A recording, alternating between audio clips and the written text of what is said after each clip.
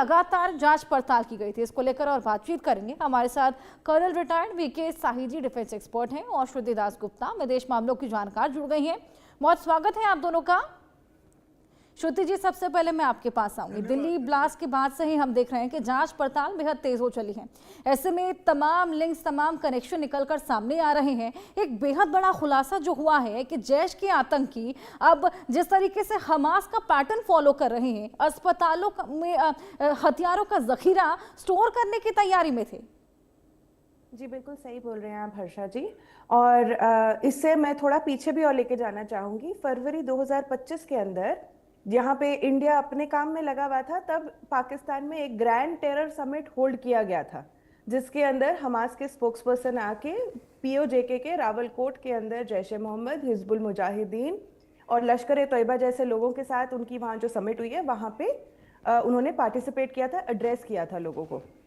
इससे आप समझ सकते हैं कि ये आज का बीज बोया हुआ नहीं है, ये बहुत पहले का है। इसका पहला फेज जो था वो हमने पहलगाम में देखा कि जहाँ सिविलियंस को अटैक किया गया, और दूसरा अब हम देख रहे हैं कि ये जो मॉड्यूल जो एक डॉक्टर्स ऑफ टेरर जो हम देख रहे हैं, उसका सेकेंड पार्ट है मॉड्यूल का, शायद बहुत पहले से एक्टिव था, हमारी नज़र में अब आ रहा है।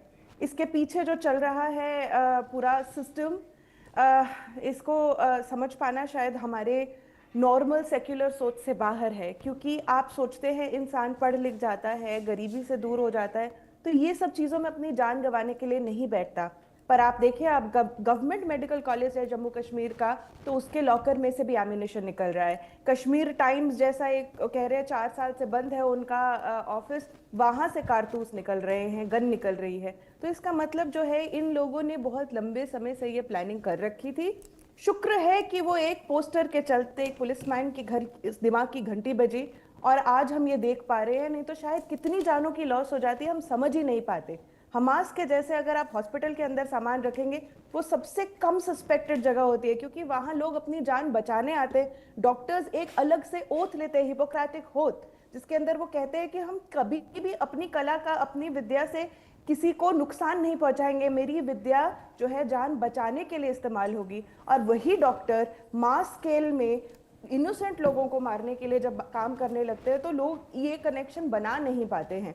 आज अगर कोई पलट के बोलता है कि भाई मुझे घबराहट हो रही है कि आप मेरे डॉक्टर के नाम के पीछे लगा एमडी का मतलब क्या है देखकर, तो इसका मतलब वो इस्लामोफोबिया नहीं है। इसका मतलब ये है कि उसका विश्वास एक पर्टिकुलर प्रोफेशन से उठने लगा है, और उसका कारण ये हमास की दी हुई ट्रेनिंग करे हुए डॉक्टर्स ही हैं। बिल्कुल, वाकई श्रुति जी, जिस तरीके से आपने भी जिक्र किया यहाँ पर डॉक्टर्स का, ये वही डॉक्टर्स हैं जो जीवन दान देते हैं, लेकिन जिस तरीके से ये पूरे आतंकी मॉड्यूल का पर्दाफाश हुआ, वाकई ये बेहद चौंकाने वाला था। और कश्मीर टाइम्स का भी आपने जिक्र किया, वहाँ से भी हथियारों का जखीरा मिला है। ये साफ बताता है कि कुछ ना कुछ बड़ा यहाँ पर किया जाने की तैयारी थी, कोई बड़ी आतंकी साजिश को अंजाम देने की फिराक में थे तमाम आतंकी। हालांकि अब तो जैश का लिंक भी सामने आ गया है। वीके साही जी, क्या वाकई हमास का पैटर्न फॉलो करने की तैयारी यहां पर जैश की ओर से? हर्षा जी, धन्यवाद, आपने मुझे इस विशेष विषय पर शामिल किया।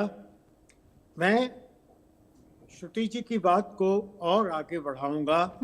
बात सिर्फ मेडिकोस तक सीमित नहीं है। मेडिकल इथिक्स की कसम खाकर और जिस तरह से जान बचाने वालों ने एक महम क्रिएट कर कर और एक जेनोसाइड की कोशिश की, ये बात यहाँ तक सीमित नहीं है।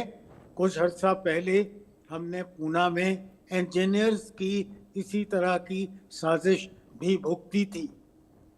मैं JNK में लोकेटेड हूँ, यहीं रहता हूँ, और किस कदर इंफो टेक्नोलॉजी के एक्सपर्ट्स, वीडियोग्राफी के एक्सपर्ट जबरदस्त एक मुहिम चला रहे हैं लोगों को ब्रेन वॉश करने की, रेडिकलाइज करने की। वो एक और कदम है इसी ओर। मैं ये भी बताना चाहूँगा कि हमारी सरकार ने स्कूलों तक कश्मीर वैली के कंप्यूटर्स पहुँचाए ताकि बच्चों का ध्यान रेडिकलाइजेशन से हटाकर और इंफो टेक्नोलॉजी की तरफ लाया जाए। साइंस और टेक्नोलॉजी पढ़ें और भारत की प्रगति में योगदान दें। उस सहूलियत का फायदा उठाते हुए अब वहाँ के इंफोटेक पढ़े हुए लोग इस साजिश में शामिल हो रहे हैं और पाकिस्तान का लश्कर तैयबा का, जैश मोहम्मद का, इनके एजेंडा को घर घर तक पहुंचा रहे हैं, जिसकी पकड़ दकड़ अब शुरू हुई है। कोई ऐसी जानकारी नहीं, मक्कारी नहीं जिसकी पाकिस्तान को जानकारी नहीं। आपने हमास की बात की, सही की।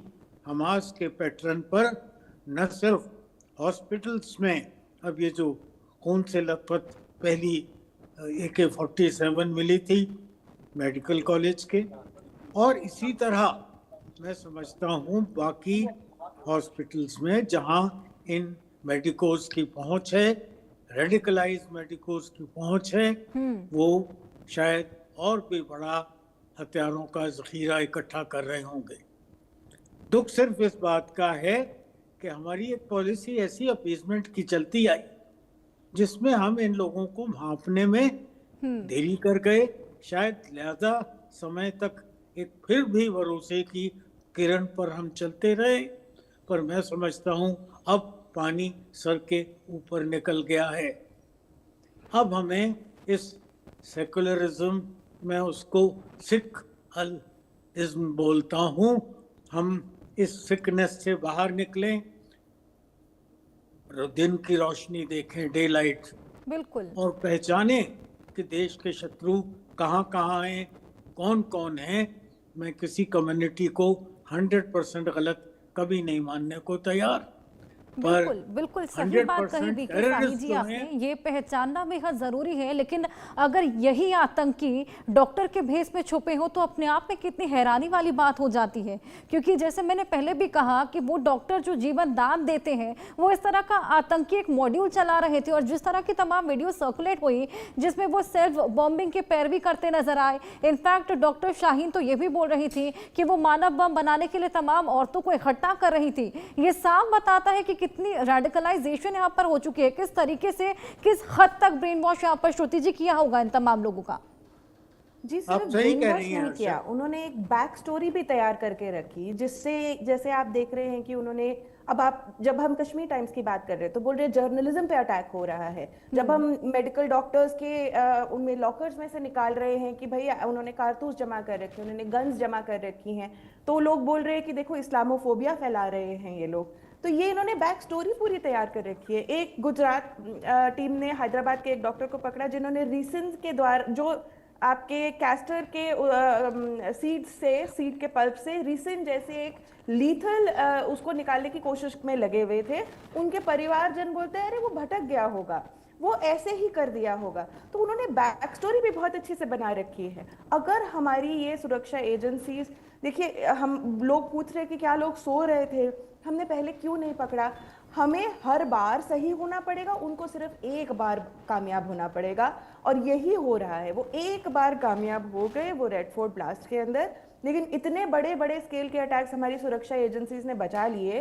वो आपको हमें सोचना पड़ेगा कि इसके पीछे बैक स्टोरी दे रखी थी उन्होंने अच्छी खासी, कि भाई वो तो इस्लामोफोबिया चल रहा है, जर्नलिज्म पे अटैक चल रहा है, डेमोक्रेसी पे अटैक चल रहा है, कश्मीरी आइडेंटिटी पे अटैक चल रहा है। और इन्होंने जब ये हॉस्पिटल वाला अपनाया है फंडा, ये फंडा जो है ये गाजा से उठ के आ रहा है। क्यों? क्योंकि गाजा में उन्होंने देखा कि पूरा विश्व जो है वो हमास ने चाहे बच्चों को अवन के अंदर बेक कर दिया हो, औरतों के साथ इतना बुरा हश्र किया हो, और लिटरली उन्होंने वीडियोस निकालने कि हम इनको भूखा मार देंगे अगर आपने हमारे पास खाना नहीं पहुंचाया। ऐसे हट्टे टकरे लोग जिनके आम आप देखेंगे तो बोलेंगे कि अरे बाबा ये तो अच्छे से खा पी रहा है इंसान। वहां पे गाजा के अंदर स्टोरी फैलाएगी कि 14,000 बच्चे मर जाएंगे 24 घंटे में अगर एड नहीं पहुंची वगैरह।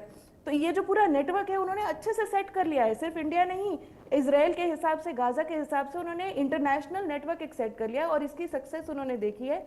जैसे इजराइल को बदनाम किया गया है, हमास को सपोर्ट दिया गया है, गाजा के और पैलेस्टाइन के नाम पे डोनेशंस आई हैं, लोग उनके लिए खड़े हुए हैं, जगह जगह मोर्चे चले हैं उनके नाम से।